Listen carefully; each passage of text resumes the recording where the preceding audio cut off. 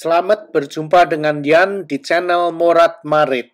Oh, say can you see by the dawn's early light, o'er the land of the free, and the home of the brave. Happy 4th of July. Suara anak ini bagus sekali sewaktu menyanyikan lagu kebangsaan Amerika Serikat.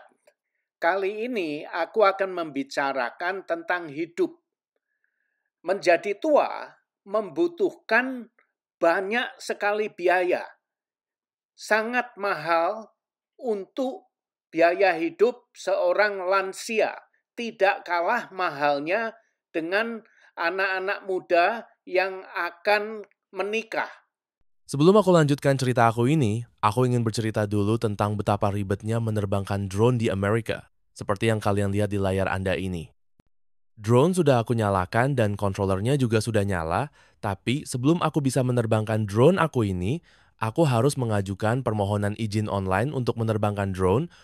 Sebelum aku bisa menerbangkan drone aku, di layar muncul seperti formulir permohonan izin terbang, dan ada beberapa pertanyaan yang harus aku jawab sebelum aku bisa menerbangkan drone aku. Kemudian setelah semua pertanyaan itu aku jawab semua, kita harus submit ke salah satu badan pemerintahan yang menangani hal ini. Setelah semuanya disetujui, baru kami boleh menerbangkan drone kami. Semua ini kita lakukan secara online. Nah, seandainya kita tidak mau mengisi formulir izin terbang ini, kita masih bisa menerbangkan drone kami, tapi terbatas, hanya bisa terbang dalam ketinggian kira-kira 7-10 meter saja, dan jauhnya kira-kira hanya sekitar 20 meter radius saja. Seperti inilah formulir izin terbangnya, seperti yang kalian bisa melihatnya di layar Anda. Nah, seperti inilah pertanyaan pertamanya. Kalian perhatikan di bawah kiri itu ada checkbox kotak kecil, itu harus kita klik, kita setujui. Dan perhatikan di tengah bawah itu ada kata-kata confirm. Itu masih belum bisa diklik. Yang artinya kira-kira seperti ini, saya setuju untuk memikul semua tanggung jawab sepenuhnya atas penerbangan di area ini.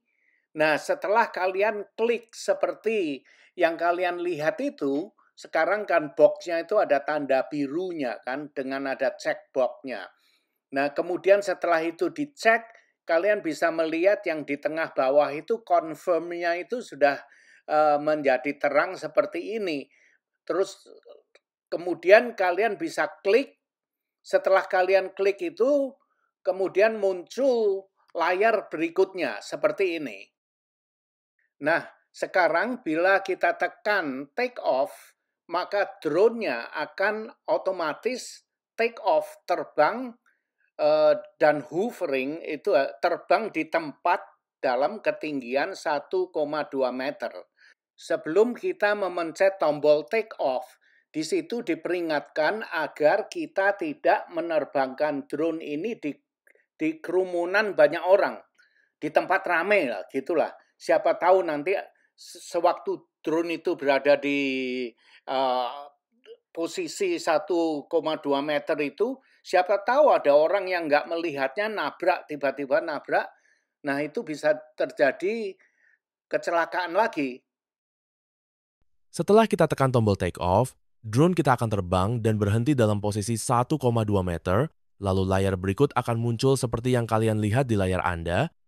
Kemudian kita harus menekan tombol unlock untuk menjawab pertanyaan berikutnya. Seperti inilah layar berikutnya. Ada 3 pertanyaan yang perlu kita cek, kita setujui. Lalu perhatikan yang sebelah kanan bawah itu ada kata-kata confirm, tapi masih abu-abu karena kita belum menjawab ketiga pertanyaan ini. Nah, pertanyaan yang pertama, saya memenuhi syarat untuk terbang di area ini.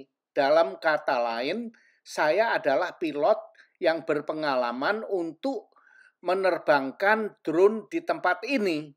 Kemudian yang kedua, saya setuju untuk memikul semua tanggung jawab sepenuhnya atas penerbangan di area ini.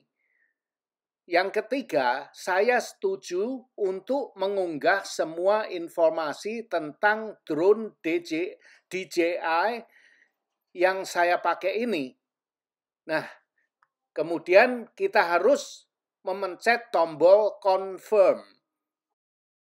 Nah, ini adalah sebagian kecil saja tentang ribetnya untuk menerbangkan drone di tempat di mana aku tinggal sini ya. Ini di Amerika, Pennsylvania. Nah, terus kenapa harus begini? Karena ya itu tadi kami di sini mengutamakan keselamatan, safety, dan juga di mana aku tinggal ini dekat sekali dengan airport, hanya sekitar 8 km dari airport, maka itu urusannya ribet sekali. Nah, apalagi sewaktu Presiden Joe Biden masih menjabat sebagai presiden, wah itu tambah sulit lagi untuk nerbangin drone. Kebanyakan dia setiap minggu itu mudik pulang ke kampung dia. Dan rumah di mana dia tinggal itu tidak jauh dari desa saya. Maka itu lebih sulit untuk menerbangkan drone kalau dia kebetulan mudik ke kampung dia, ke rumah dia. Nah, aku pernah mencoba sewaktu dia itu biasanya kalau weekend dia pulang ke rumah gitu ya. Aku mau menerbangkan drone itu aku nyalakan drone aku nyalakan controller aku nyalakan, drone-nya nggak bisa terbang. Percaya nggak? Sampai segitu ketatnya. Aku coba terbang pun drone-nya nggak mau muter, nggak mau naik ke atas, diblok semua. Itu drone-drone yang dijual di toko ya. Semuanya dilengkapi dengan safety, aplikasinya itu ada safety-nya. Jadi bisa dikontrol dengan mereka, dengan itu ya, dengan pemerintah lah. Tapi aku tidak tahu, aku tidak pernah menerbangkan drone rakitan, maka itu aku tidak bisa cerita tentang itu. Yang aku bisa cerita ini hanya drone yang dijual di toko, seperti drone yang aku milikin ini, drone DJI. Jadi belinya di toko itu sudah lengkap dengan aplikasinya, dengan software-nya sekalian. Jadi pemerintah mudah mengontrolnya. Dan kalau kita terbang pun mereka tahu kemana kita terbang itu, mereka tahu. Maka itu kan semuanya ada jejaknya. Seperti aku nerbangin drone ini ya. Ada jejaknya semua, dan jejaknya itu tidak bisa dihapus.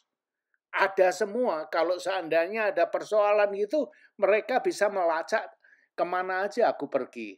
Nah, seperti itulah kira-kira. Nah, kalian bisa melihat ini ya, sedikit tentang lokasi video, areal video di mana aku tinggal ini.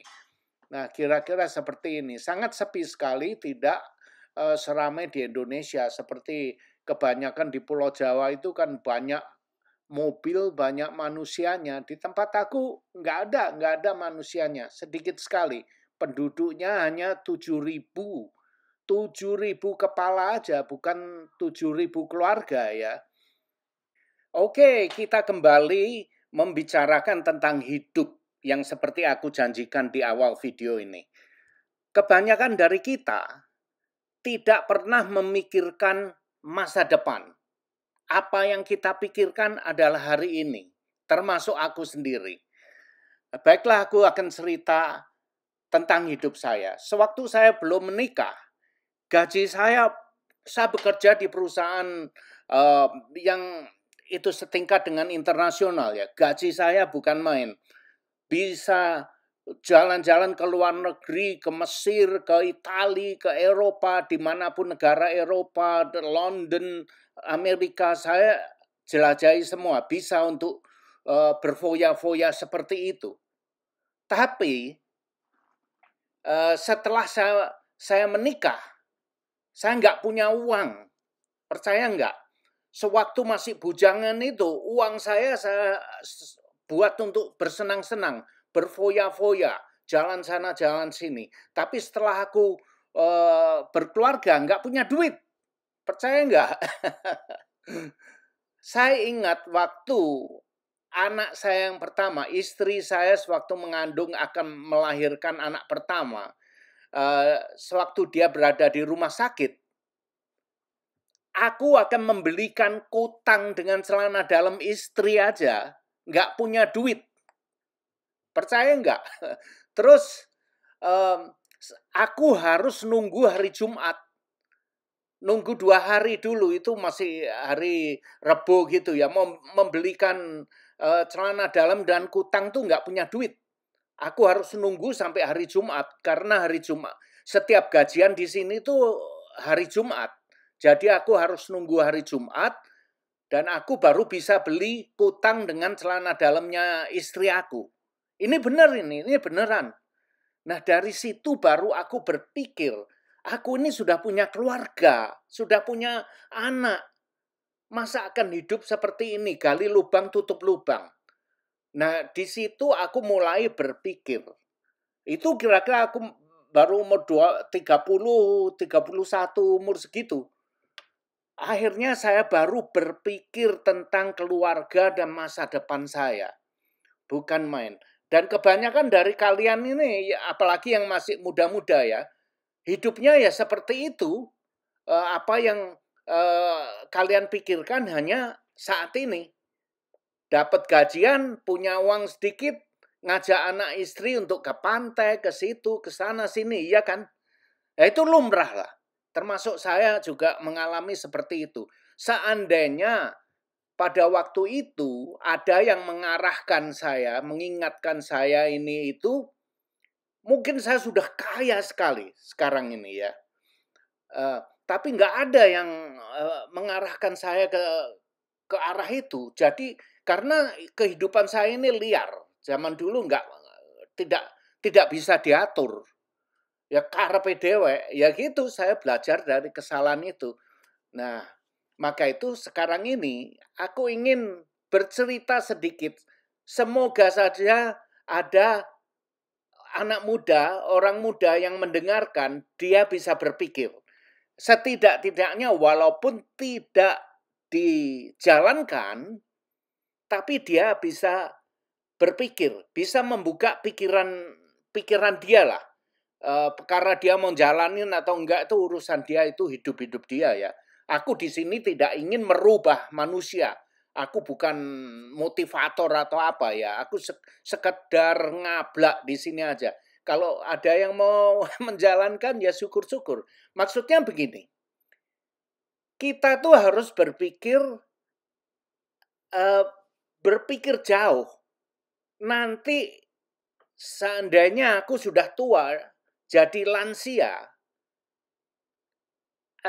terus tidak bekerja lagi, siapa yang akan ngasih makan saya?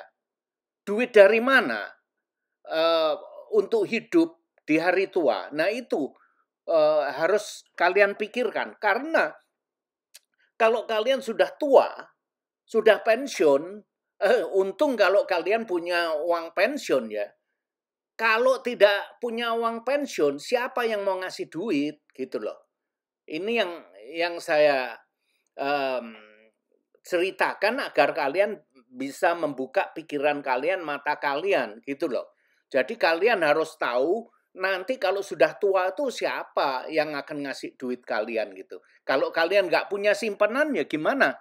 Kalau kalian punya anak, mantunya baik, mantunya orang baik ya kalian dikasih dipensiun lah, dikasih duit, dipiara lah dengan anak mantu kalian.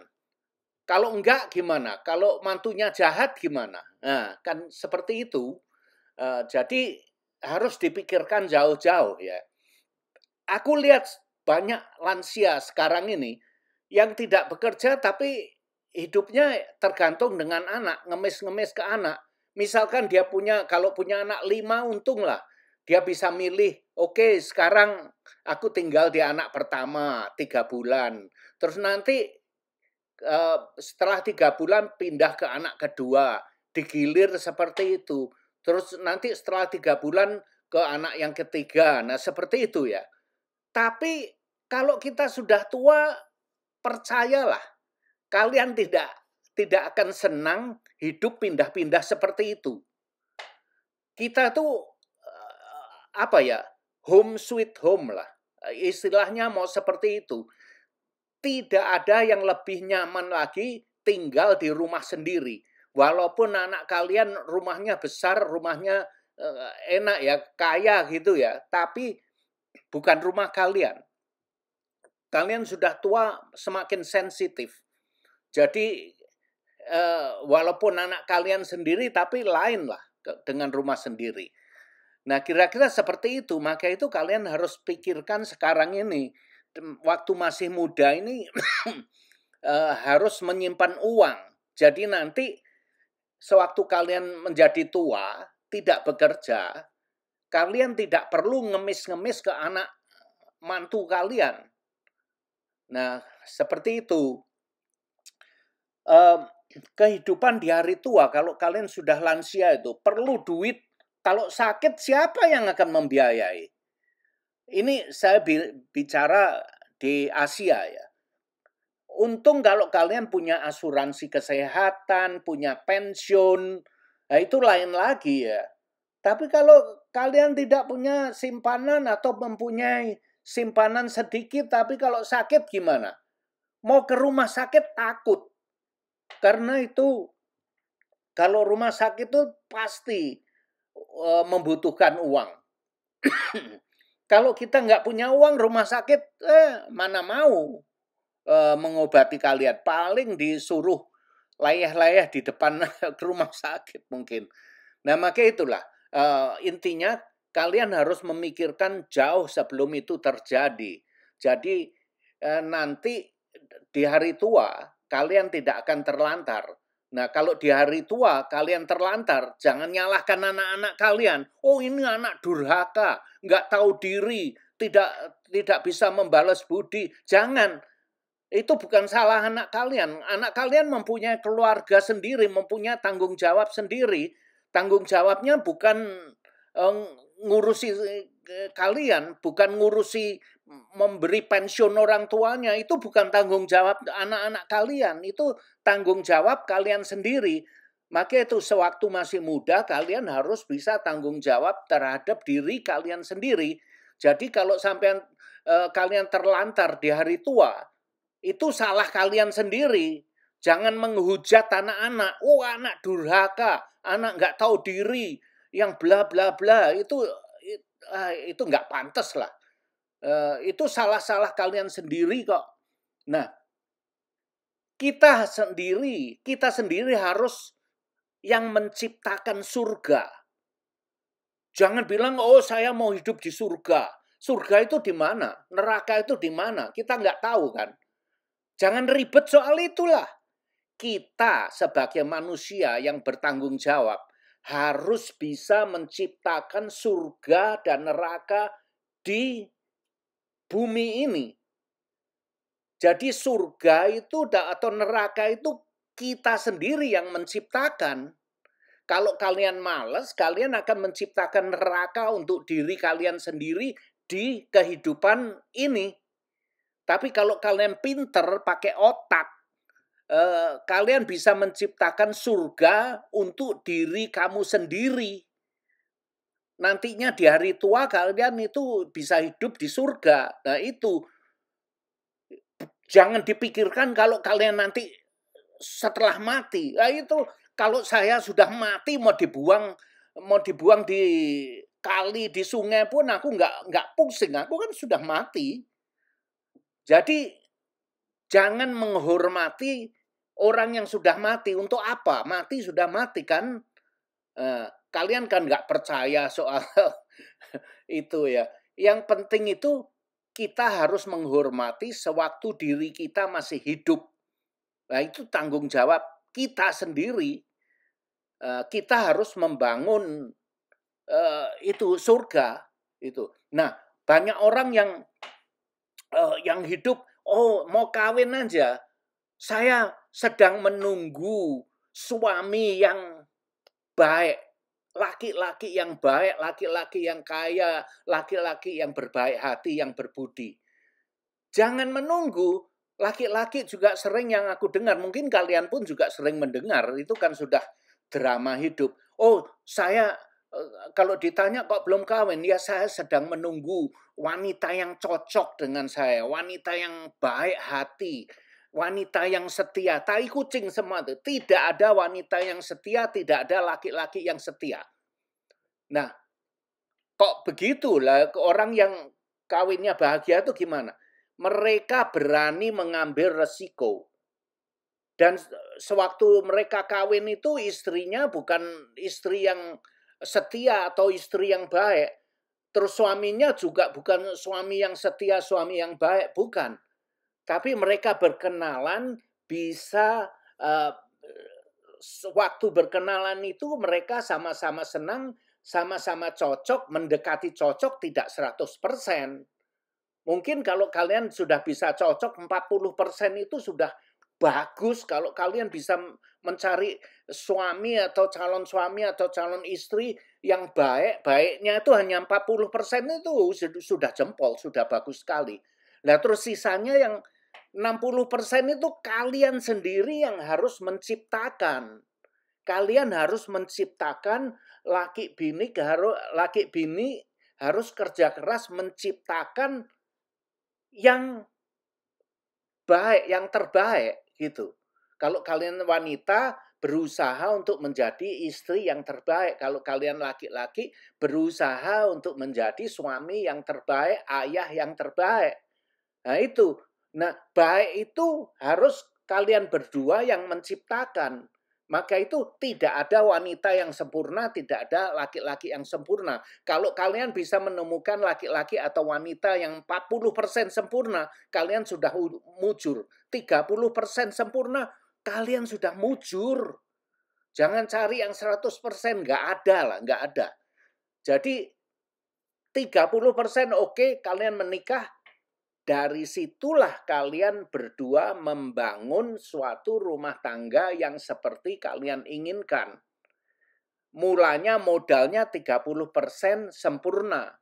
Kemudian dari mulai titik itu setelah kalian menikah, kalian bangun yang 30% dinaikkan 40, dinaikkan 50, 75, 100% ya. Seperti itu. Semua orang tanya aja yang sudah kawin ya seperti itu. Mereka yang membangun kehidupan yang seperti mereka inginkan. Nah, itulah caranya orang berkeluarga seperti itu. Kalau kalian menunggu istri yang setia, istri yang sempurna, laki-laki yang sempurna, wah kalian jadi jomblo lah. Aku garansi kalian akan jadi jomblo. Nah, itulah hidup. Maka itu silahkan terjun ke dunia kenyataan. Inilah kenyataan dunia. Welcome to the real world. Nah itulah. Selamat datang ke dunia kita yang fana ini. Nah kalian terserah maunya bagaimana.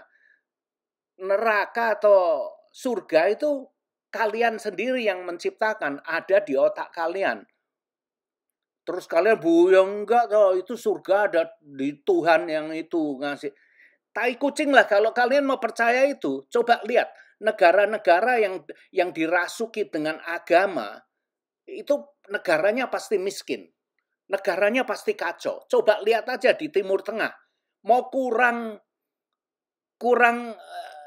religius seperti apa itu di Timur Tengah kan tempatnya agama-agama besar ini lahir kan. Coba lihat Irak, itu Afghanistan yang agamis sekali. Rakyatnya hidupnya miskin sekali, kacau, perang, saling membunuh. Nah gimana? Coba lihat Israel, coba lihat Iran, mau kurang taat dengan agama seperti apa? Mereka berantem, saling membunuh. Nah itulah, kalau kalian mau seperti itu, ya monggo-monggo aja, itu pilihan Anda. Nah kalian mau mengatakan saya kafir, ya monggo silakan gitu. Saya memilih hidup seperti ini. Kalau kalian tidak mau menuruti, ya tidak mau mendengar saya, matikan aja gitu. Kalau kalian mau tetap, mau itu, banyak orang yang berpakaian seperti orang Arab gitu ya, terus kepalanya dibungkus dengan anduk, sudah merasa suci badannya, tai kucing. Itu nggak benar, coba lihat kelakuannya. Yang penting itu aja gitu. Saya bukan menjelek-jelekan orang, tidak ada maksud untuk menjelek-jelekan orang loh ya. Tapi saya hanya menunjukkan apa yang ada di dunia ini. Saya tidak menjelek-jelekan satu negara, tidak pro satu negara, tidak. Saya hanya menunjukkan, ini loh datanya. Ini loh kenyataannya. Kalian bisa lihat sendiri, kalian mau membela sana, membela sini, ya monggo, monggo saja gitu loh. Silahkan, itu hidup-hidup kalian. Kalian mau hidup seperti itu, ya fine-fine aja gitu. Saya bukan ingin menjelek-jelekan agama, tidak. Agama itu bukan untuk bernegara. Kalau untuk bernegara, coba lihat. Dari awal dunia ini ya, agama itu sudah mau mendamaikan dunia, tapi gagal terus. Dari zamannya nabi-nabi dulu, zamannya Romawi, sampai sekarang ini, manusia masih tetap membunuh, saling membunuh, saling korupsi, pelacuran, homoseksual, segala macam itu sudah ada sejak zamannya nabi-nabi dulu. Dan sampai sekarang masih tetap ada, malah bubrah terus. Gimana? Nah, apa artinya semua ini? Saya katakan bahwa agama itu gagal mempersatukan dunia. Gagal untuk mengayomi manusia untuk menjadi baik kan? Karena apa? Karena agama bukan didesain untuk menyatukan dunia. Bukan. Agama itu didesain untuk memperbaiki diri kita sendiri. Diri kamu, diri aku. Nah, Tuhan tidak mengharuskan kamu harus begini, harus begitu. Tidak. Tuhan memberi contoh seperti ini loh. Kalau kalian nggak menurut, hukumannya seperti ini. Kalau kamu nurut, kamu akan dapat pahala seperti ini. Tuhan hanya memberikan, terus sisanya kalian mau melakukan, Tuhan memberi kalian kebebasan untuk melakukan kebaikan atau keburukan. Tuhan memberi kebebasan, agama memberi kebebasan. Gitu. Jadi kalau kalian beragama atau mau mengikuti ajaran Tuhan, kalian harus sadar dan melakukan dengan kemauan hati Anda sendiri. Tapi kalau kalian melakukan lantaran ditakut-takutin, itu nggak jadi. Nggak akan jadi. Jadi karena kalian sembahyang atau kalian melakukan itu hanya karena takut dengan tetangga, takut dicap ini, takut dicap seperti ini dan itu, maka kalian memang melakukan, kelihatannya kalian memang orang suci, orang baik, tapi ngembat duitnya orang. Nah, untuk apa? Kalian sembahyang terus, tapi kalian korupsinya juga lebih banter lagi. Nah, untuk itu gimana? Nggak ada artinya kan? Nah, itulah orang-orang yang mengikuti, orang-orang yang takut kepada tetangganya, takut dicap orang kafir.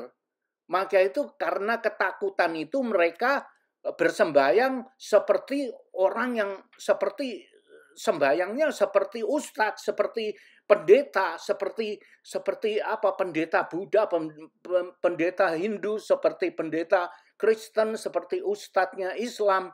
Mereka kelakuannya seperti itu, berpakaian seperti itu, tapi kelakuannya nyolong semua, korupsi, berdusta, tidak berbakti, segala macam. Ya apa gunanya? Nggak ada gunanya orang seperti itu kan.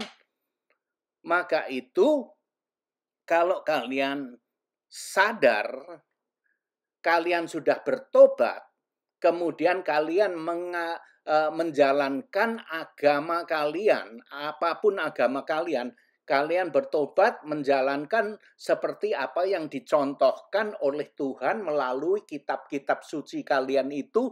Nah, itu baru kalian bisa menjadi orang yang baik. Tapi kalau kalian hanya menjalankan karena ketakutan, diancam dengan orang, diancam dengan tetangga, ditakut-takuti dengan pemerintah, nggak jadilah, kalian bobrok. Oke, aku bicara kok, waduh, wis ngalor ngidul, nggak karu-karuan. Nah inilah yang namanya channel Morat Marit ya seperti ini. Dan kalian harus mengerti, harus tahu ya, ini channel Morat Marit, ini saya ngonten, saya tidak berhak, saya tidak bermaksud untuk merendahkan kalian, menghina kalian, menjatuhkan kalian. Saya juga tidak pro sana, pro sini, membela sana, membela sini, tidak. Saya hanya mengatakan apa adanya. Semua yang aku katakan ini sudah ada loh di dunia. Terjadi di dunia, terjadi nyata. Saya hanya menunjukkan, ini loh, kalian bisa lihat sendiri di internet, di Google, lihat aja di Google. Apa yang saya katakan itu kalian bisa searching, itu tanya dengan Google tentang Timur Tengah, tentang negara ini, negara itu, apa yang terjadi. Kalian bisa melihat sendiri. Saya juga melihatnya seperti itu, terus kemudian saya ngeyel di sini berbagi ke kalian. Hanya itu aja. Tapi saya tidak menyalahkan, oh ini negara itu, tidak. Saya tidak membenarkan negara ini, negara itu. Saya nggak pusing kalian mau jungkir balik seperti apapun, itu sah-sah aja menurut saya. Silakan, monggo, itu. Jadi harap mengerti, ini saya hanya ngeyel di sini. Saya hanya menayangkan apa yang sudah terjadi, apa yang ada di dunia ini. Nah, itulah konten video kali ini. Kalian senang silahkan nonton sampai habis, tidak senang matikan saja. Nah, kalau kalian sudah mendengar sampai ini ya, detik ini ya, berarti kalian sudah mengikuti saya terus. Saya terima kasih. Saya terima kasih dengan atas waktu kalian yang berharga itu, yang sudah mendengarkan ocehan saya yang ngalor ngidul seperti ini, yang morat marit berantakan, gak karu-karuan. Terima kasih atas waktu kalian yang berharga ya. Saya benar-benar sangat-sangat berterima kasih. Semoga kalian selalu sehat-sehat. Nah, semoga ya. Tapi sehat atau sakit-sakitan itu ya tergantung kalian sendiri. Kalau kalian mau makan yang geragas, rakus, ya kalian akan gendut, jadi gendut, terus badan kalian nggak sehat. Tapi kalau kalian mau sehat, aku doakan seperti apa ya nggak akan sehat. Kalau mulut kalian geragas, rakus, nggak akan sehat kalian. Nah kalau kalian mau menjadi sehat, ya kalian sendiri yang harus menjaga makanan kalian. Kalian harus makan yang sehat gitu. Jadi jangan makan yang manis-manis, yang asam-asam, yang terlalu banyak garam. Nanti kalian akan jadi sakit loh. Itu dia. Maka itu sehat atau tidaknya itu tergantung kalian sendiri. Di sini saya hanya mengingatkan untuk membuat kalian semangat lah. Semoga kalian sehat, hanya itu aja. Tapi ucapan saya ini tidak akan membuat kalian sehat. Harap kalian mengerti ya. Saya cuman, ayo kita sama-sama mencoba untuk hidup sehat. Makan hasil dari kebun seperti ini loh. Hasil dari kebun organik misalkan. Nah, seperti itu. Iya. Semoga kalian sehat. Semoga. Saya hanya mengharap semoga. Tapi keputusannya untuk kalian menjadi sehat itu kembali ke diri kalian sendiri. Saya senang kalau kalian semua sehat. Oke? Terima kasih seperti biasa. Goodbye, ciao. Terima kasih sudah nonton video ini dan jangan lupa like, comment, share, dan subscribe. Adios, my friend.